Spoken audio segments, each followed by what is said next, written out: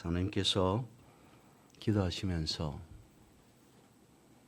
외로움은 깊어가고 인생은 삶은 더욱 적막해져 간다라는 표현으로 기도를 하셨습니다. 하지만 우리 인생이 삶이 힘들고 어려울지라도 그 속에서 변하지 아니하는 유일한 한 가지 사실이 있다면 그것은 우리는 하나님 앞에 살아간다라고 하는 것일 겁니다. 하나님 앞에 살아가면서도 우리는 그렇게 느낄 수 있습니다.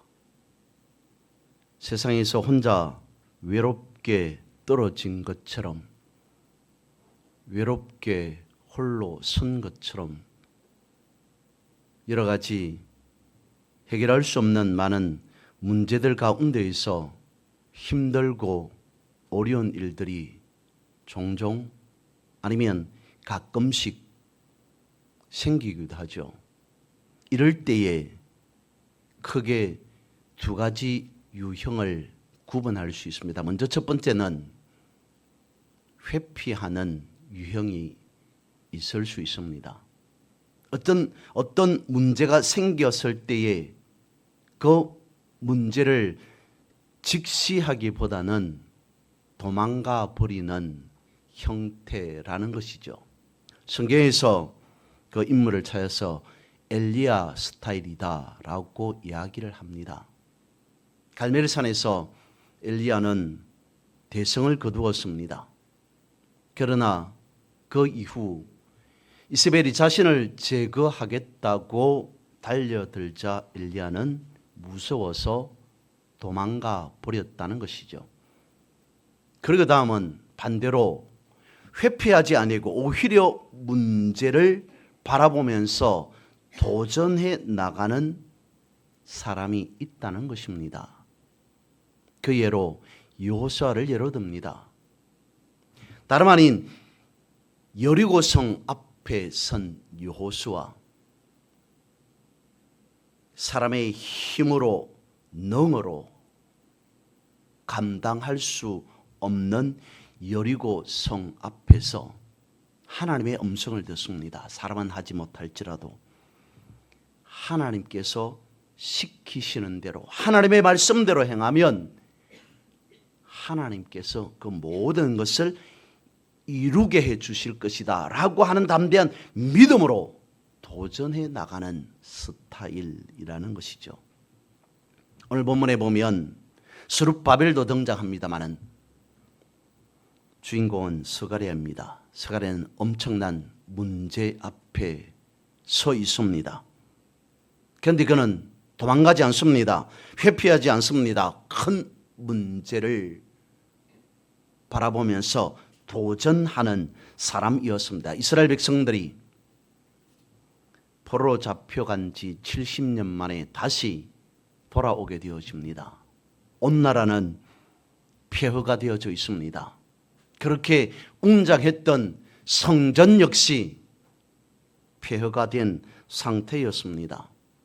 어디에서부터 무엇을 어찌해야 할지 손을 댈 수 없는 그런 상황이었죠. 그런 상황 가운데서 성전부터 재건하자라고 생각합니다. 그런데 여기에서도 문제가 생기게 되죠. 첫 번째 문제는 돈의 문제였습니다. 70년의 포로 생활에서 이제 가까스로 조국으로 돌아온 상태입니다. 엄청나게 많은 금을 부자가 되어서 돌아와 그렇지 않습니다. 포로로 잡혔다가 돌아온 지가 이제 지금 막입니다. 웅장한 솔로몬 성전과 같이 다시 지으려고 하니까 엄두가 나지 않습니다. 먹고 살 만한 형편도 되어지지 않는데 엄청나게 많은 건축 헌금을 해서 성전을 다시 짓는다는 것 자체가 불가능하였습니다. 그리고 두 번째로는 성전 건축 반대자들 때문이었습니다. 바벨론 포로 기간 70년, 솔로몬 성전을 보고 생활했던 당시의 사람들은 거의 돌아가신 상태.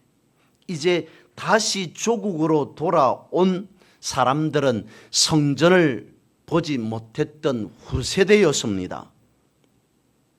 상대적으로 이들은 성전에 대한 급박성, 필요성이 적었을 겁니다. 왜 그렇습니까? 앞서 말씀드린 것처럼 포로로 돌아온 상태에 먹고 살기도 힘든 상황 가운데에서 성전을 다시 짓는다는 것, 내가 살만해야 성전도 돌아볼 수 있는 것이요, 다른 일을 할 수 있을 것이다 라고 생각되어지는 저들의 의식 속에 우리에게 급한 것이 성전이다 라고 하는 것이 그렇게 와닿지 않았다는 겁니다. 설령 그것을 안다고 하더라도 포로로 이제 막 돌아왔으니 이제 좀 생각을 해보고 정신을 차리고 한숨을 돌리고 천천히 해보자 라고 하는 시기였다는 것이죠. 그리고 세 번째로는 대적들의 방해가 있었습니다. 당시 이스라엘 주변에 여러 나라들이 있습니다. 이스라엘을 방해하는 많은 사람들이 있었습니다. 사마리아에 있고 암몬과 그리고 모압 등과 같은 민족들이 이스라엘을 빙둘러 싸고 있었습니다. 저들은 말합니다. 너희들은 포로가 아니었더냐. 수십 년의 포로 생활을 한 사람들 이제 다시 조국으로 돌아왔습니다. 포로로 취급해 버립니다. 포로가 되었다가 수십 년 만에 이제 가까스로 해방되어서 온 사람들이 무슨 여력이 있다고 성전을 짓겠느냐. 그것은 불가능한 것이다 라고 비아냥거립니다. 하지만 저들의 그렇게 비아냥거리는 대적들의 속내는 그것이었습니다. 분명 이스라엘 백성들이 돌아오자마자 성전을 재건해 버린다면 저들은 필시, 그러니까 이스라엘 백성들은 반드시 성전을 중심으로 똘똘 뭉칠 것이다 라고 하는 것을 알았다는 것이죠. 그래서 무슨 수를 써서라도 성전 짓는 것을 방해하자라고 하는 측면에서 주변의 나라들이 성전 짓는 것을 방해하고 달라듭니다. 이래저래 여러 가지 문제투성입니다. 이런 상황에서 스가랴에게 하나님의 말씀이 임하였습니다. 그것이 4장이요 오늘 본문의 내용입니다.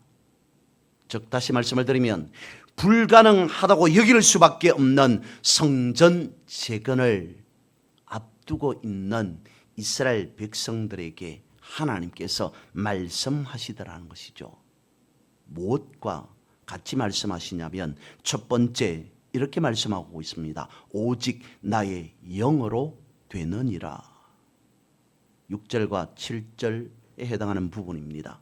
만군의 여호와께서 말씀하시되 이는 힘으로 되지 아니하며 능력으로 되지 아니하고 오직 나의 영으로 되느니라. 큰 산아 내가 무엇이냐. 내가 스룹바벨 앞에서 평지가 되리라.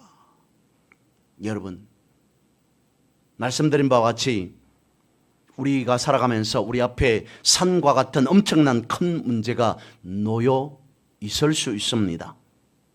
이 산과 같은 문제는 오늘 성경이 말씀하고 있습니다. 나의 힘으로, 우리의 힘으로 되어지지 않는다라고 말씀하고 있습니다. 그리고 우리가 가진 능력으로도 되지 않는다라고 말씀하고 있습니다. 하지만 성경은 분명히 말씀합니다. 우리의 힘으로, 우리의 능력으로 되어지지 않으나 하나님의 영으로 되어진다라고 분명히 말씀하고 있습니다. 하나님께서 함께 하시면 무엇이든지 가능하다라고 말씀하고 있습니다. 여러분, 그러면 오늘 이 본문의 말씀은 우리에게 이와 같이 다시 말씀하는 것 같습니다. 문제 앞에서 씨름하지 마십시오.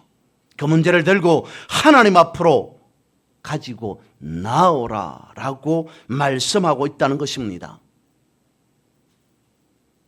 큰 산과 같은 그 문제를 내가 스스로 붙잡고 씨름하지 말고 하나님 앞으로 가지고 나오라라고 하는 그 말은 하나님께 문제를 또 넘겨라라고 하는 것 아닙니다.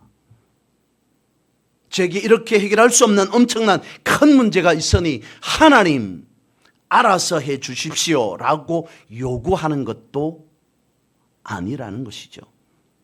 하나님 앞에 나가서 믿음을 보이라는 겁니다. 이 문제 하나님이 해결해 주실 줄 믿습니다 라고 고백하라는 것입니다. 그러면 어떻게 되어진다고요? 말씀합니다. 큰 산이 평지가 되어질 것이다. 우리가 잘 아는 여호수아 1장 8절 말씀이죠. 이 율법책을 내 입에서 떠나지 말게 하며 주야로 그것을 묵상하여 그 안에 기록된 대로 다 지켜 행하라. 그리하면 내 길이 평탄하게 될 것이며 내가 형통하리라. 하나님을 믿고 말씀에 의지하여 나아가면 어떻게 되어진다고 말씀하고 있습니까? 내 길이, 우리의 인생이 평탄하게 되어질 것이다. 평탄이라고 하는 것은 지난번에도 한번 말씀을 드렸습니다만 원어로 살펴보면 찰라허라고 되어져 있습니다. 앞으로 나아간다는 뜻입니다. 막힌 것이 뚫린다는 의미입니다. 해결되어지지 않던 문제가 해결되어진다는 의미가 찰나오 평탄하게 되어질 것이다 라고 하는 말입니다. 그리고 형통하리라 라고 하는 그 말씀의 형통에 대한 원어는 사칼입니다. 이는 지혜롭다, 총명하다 등의 의미를 가지게 되어집니다. 그런데 형통하다 그리고 지혜롭다, 총명하다라고 하는 외에 이런 의미도 있습니다. 교차되게 놓아두다. 다시 말씀을 드립니다. 교차되게 두다. 그러면서 가로로 이렇게 되어 있습니다. 십자가로 두다. 아니 십자로 두다라고 되어 있습니다. 교차되는 것이 이 형태 아닙니까? 십자의 형태입니다.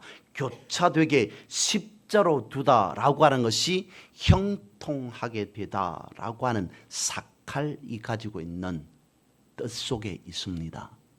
여기에서 우리가 생각해 본다면 무엇을 생각해 볼 수 있겠습니까? 평탄하게 되어진다. 막혔던 것이 뚫어지게 된다. 문제가 해결되게 된다. 지혜롭고 총명하게 된다. 십자로 두다, 교차시켜 놓다라고 하는 그 의미까지 합쳐서 생각해 본다면 우리의 인생에 아무리 큰 산과 같은 문제가 생겼다 할지라도 십자의 형태를 둔다면, 즉 다시 십자가를 거기에 둔다면 그 큰 산과 같은 문제는, 우리가 해결할 수 없는 그 문제는 십자가가 해결하게 되어질 것이다 라고 하는 의미로 생각해 볼 수 있다는 것입니다. 두 번째로는 머릿돌을 놓으면 은총이 임하니라 라고 말씀하고 있습니다. 7절이죠. 큰산아 내가 무엇이냐? 내가 스룹바벨 앞에서 평지가 되리라. 그가 머릿돌을 내어 놓을 때 무리가 외치기를 은총 은총이 그에게 있을지어다.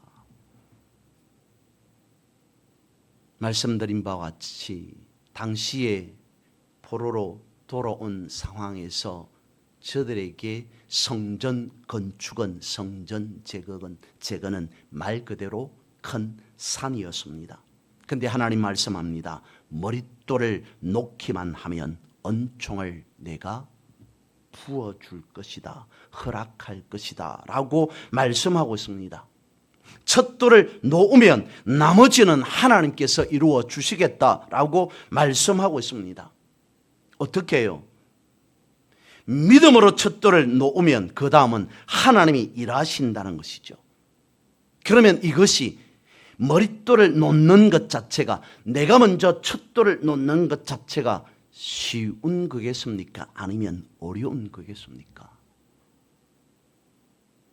어렵다고 하는 측면에서 한번 생각해 봅니다.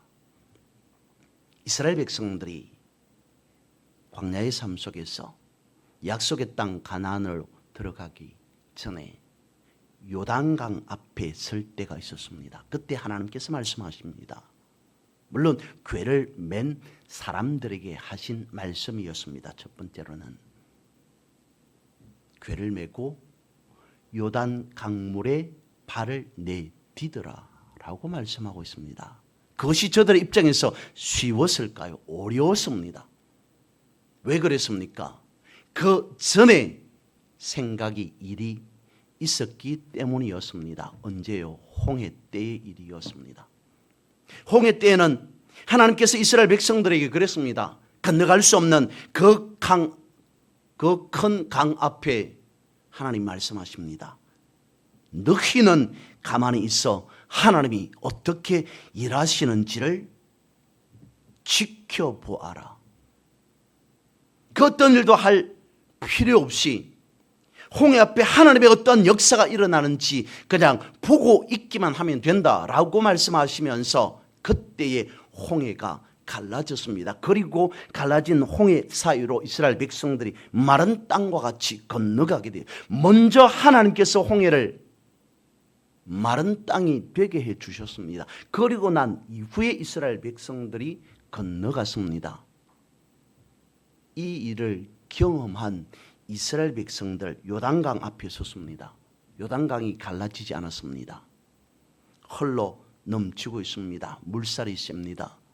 들어갔다가는 바로 거기에 휩쓸릴 것이 뻔합니다. 그런데 하나님께서 말씀합니다. 요단강에 발을 먼저 내디더라. 어렵습니다. 쉽지 않습니다. 저들은 그랬을 겁니다. 아니 하나님, 그 전처럼 홍해 때의 일처럼 하나님께서 먼저 홍해를 가르시면, 갈라 놓으면 그 다음에 우리가 건너가면 되는데, 이 요단강도 그렇게 하시면 되는데 요단강 앞에서는 왜 우리 보고 먼저 발을 내디더라 라고 말씀합니까? 이것은 불가능합니다. 어렵습니다. 할 수 없습니다 라고 여기지 않았을까요? 하나님께서는 그럼에도 그것을 잘 아시는 하나님께서 왜 요단강 앞에서는 물도 가르지 아니하신 상태에서 사람들에게 발을 내디더라 라고 말씀하셨겠습니까? 정리해 봅니다. 홍해 앞에 선 이스라엘 백성들, 하나님의 살아 역사하심, 그것을 먼저 하나님께서는 이스라엘 백성들에게 보여주고자 하셨습니다. 그래서 말씀에 기록된 것 같이 너희는 가만히 있어 하나님이 어떻게 일하시는지를 지켜보라. 그 일을 보았습니다. 경험했습니다. 알고 있습니다. 이제 요단강 앞에서는 무엇을 어찌해야 할까요? 하나님의 관점에서 홍해의 그 엄청난 그 역사를 알고 있는 너희들이요, 이제는 믿고 발을 내디더라 라고 하는 것이었습니다. 지금까지 눈으로 보았던 하나님의 일하심을 이제는 알고 있기에 본 그 믿음을 너희들이, 이스라엘 백성들이 보이라는 것이었습니다. 그런데 그것이 무엇입니까? 오늘 본문의 말씀으로 돌아옵니다. 처음부터 끝까지요? 아닙니다. 처음만 그렇게 하라는 것이죠. 머릿돌만 놓으라는 것입니다. 첫돌만 놓으라는 것입니다. 그 다음은 하나님이 일하시겠다는 겁니다. 이렇게 보면 결단코 어려운 게 아니라 오히려 쉬운 거라는 것이죠. 왜 그렇습니까? 우리가 시작하기만 하면 그 다음부터 마무리까지 하나님께서 하시겠다라고 말씀하고 있습니다. 이것이 하나님의恩총이라는 것이죠. 그런데 하나님의 이恩총은 아무에게나 주어지는 것이 아닙니다. 어떻게 해야 됩니까? 성경 말씀하고 있습니다. 머릿돌을 놓는 믿음으로 행하는 그 사람에게 주어지는 하나님의 선물이 되어진다 라고 말씀하고 있습니다. 세 번째로 작은 일의 날이라고 멸시하지 말라라고 말씀하고 있습니다. 10절입니다. 작은 일의 날이라고 멸시하는 자가 누구냐? 이 일곱은 온 세상에 두루다니는 여호와의 눈이라 라고 말씀하고 있습니다. 성전 건축의 엄청난 일을 앞두고 무엇을 어찌 해야 할지를 모르는 그런 상황에 놓여 있을 때 하나님께서 선지자에게 말씀합니다. 작은 일이라고 멸시하지 말라라고 말씀하고 있습니다. 작은 일부터 시작하라는 것이죠. 역대하 16장 9절도 말씀하고 있습니다. 여호와의 눈은 온 땅을 두루 감찰하사 전심으로 자기에게 향하는 자들을 위하여 능력을 베푸시나니 라고 되어 있습니다. 하나님의 능력이 우리의 삶에 어떻게 작용하는지를 말씀하고 있습니다. 본문에서도 그리고 역대하에서도 역시 말씀하고 있습니다. 하나님의 눈은 우리를 감찰하신다라고 말씀하고 있습니다. 무엇이겠습니까? 단순한 감찰이 아니라 우리의 모든 것, 우리가 생각하고 우리가 행동하고 하는 모든 세밀한 것까지 살피시는 하나님의 시선이라는 것이죠. 하나님의 이 시선은 우리의 삶에 있어서 강력한 힘이 되어진다는 것입니다. 그러면서 하시는 말이 작은 일의 날이라고, 작은 일이라고 가볍게 여기지 말고 무시하지 말고 그것부터 행하라. 여러분, 2025년 하반기 7월을 맞이하면서 여러분들의 목표는, 여러분들의 계획은, 여러분들의 비전은 무엇이었습니까? 다시 묻습니다. 이 하반기에 나는 이것을 하리라 라고 다짐하고 생각한 것이 무엇입니까? 저는 개인적으로 이렇게 말씀을 드려봅니다. 7월이 시작하면서 4일에 성경을 한번 읽어봐야 되겠다라고 생각했습니다. 누구나 생각은 할 수 있지 않습니까? 그런데 그것이 불가능한 것이 아니었습니다. 충분히 가능합니다. 하루에 8시간씩 읽으면 충분히 4일에 한 번 성경을 일독할 수 있다고 말합니다. 그렇게 말하는 사람들이 있기에 그대로 실천해 보고자 시작했습니다. 쉽지 않았습니다. 되지 않았습니다. 한 주, 2주가 되었습니다. 이런 속도로 읽으면 제가 생각할 때 4일에 한 번은 아니더라도 대략적으로 볼 때 한 달에 성경 일독은 할 수 있지 않을까라는 생각이 듭니다. 그렇게 하면서 성경을 읽고 있습니다. 1년에 일독 쉽지 않습니다. 그런데 제가 하반기를 시작하면서 성경을 이렇게 읽어보아야 되겠다라고 하는 것은 단순히 성경을 맺독했느냐, 그것 중심이 되어지지 않습니다. 중요한 것 아닙니다. 문제는 이렇게 말씀하시는 분이 있었기 때문입니다. 여러분은 왜 성경을 읽으시려고 하십니까? 성경을 읽는 대다수의 사람들이, 믿는 사람들이 성경을 알려고, 이해하려고 성경을 읽을 겁니다. 그러면 그 성경 1독이 아니라 10독이 아니라 100독이 아니라 1000독을 하더라도 이해할 수 없습니다. 그런데 성경은 어떻게 읽든지 간에 믿으려고 성경을 읽으셔야 됩니다. 라고 말씀하는 분이 계셨습니다. 성경을 알려고 이해하려고 읽는 것이 아니라 1년에 1독을 하든 1년에 100독을 하든 성경을 믿으려고 읽으면 성경 읽는 그 안에 하나님의 살아 역사하심, 하나님의 일하심, 그것을 삶 속에서, 현실 속에서 경험할 수 있다라고 말씀하고 있기 때문인 것이죠.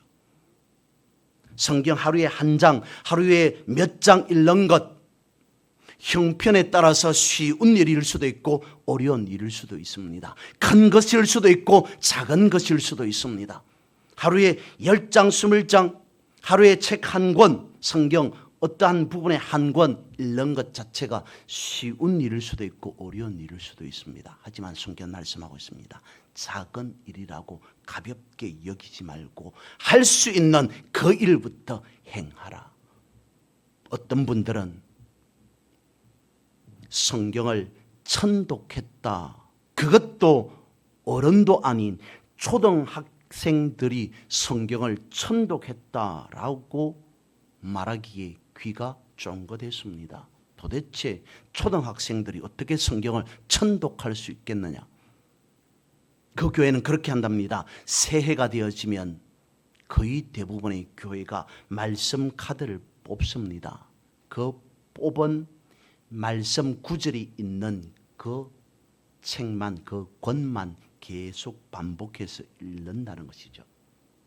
어떤 초등학생 아이들 중에 신약 서신서 중에 짧은 서신서가 있지 않습니까? 빌레몬서, 디도서와 같은 그런 서신서를 초등학생들이 뽑았을 때에 그 말씀은 짧기에 하루에도 몇 회씩 할 수 있습니다. 그러니까 몇 달이 지나고 1년이 지나고 2년이 지나니까 그 초등학생들이 그 해당하는 말씀을 1000번씩 읽게 되어지는 그러한 놀라운 일들이 나타나더라라는 것입니다. 또 다른 교회는 이렇게 합니다. 형편이 되어지지 않을 때에는 짧게 암송하고 있는 말씀들을 계속 반복한다는 것입니다. 반복해서 하루 종일 그 말씀을 중얼거릴 수 있으면, 읽을 수 있으면, 입으로 표현할 수 있으면 하루 종일 표현하고, 그렇지 않으면 머리로 생각하고 내지는 이어폰을 끼고 듣기도 하고 각 여러 가지 방법으로 하나님의 말씀을 읽고자 하는 다양한 사람들이 나타납니다. 그 속에서 다양한 역사들을 경험하게 되어진다는 것이요. 성경 말씀하고 있습니다. 작은 일을 가볍게 여기지 말라는 것입니다. 하지만 성경은 그 말도 빼놓지 않는 것 같습니다. 작은 일이라고 대충 얼렁뚱땅 하는 것이 아니라 전심으로 행하라라고 말씀하고 있는 것 같습니다. 작은 일이라 할지라도 감찰하시는 하나님의 눈에 들어오면 그것이 큰 산이 평지가 되어지는 계기가 된다는 것입니다. 서두에 말씀을 드렸습니다. 우리는 하나님 앞에 살아갑니다. 하나님의 시선 앞에, 하나님의 얼굴 앞에 살아갑니다. 하나님의 시선 앞에서, 하나님의 얼굴 앞에서 선 사람들이 바라보는 그 큰 산, 하나님과 함께할 때 평지가 되어지는 놀라운 역사를 경험하게 되어질 줄로 믿습니다. 그런 승리의 삶을 살아가는 여러분 되시기를 주님의 이름으로 선포하고 축복합니다. 기도드리겠습니다. 그러하신 하나님,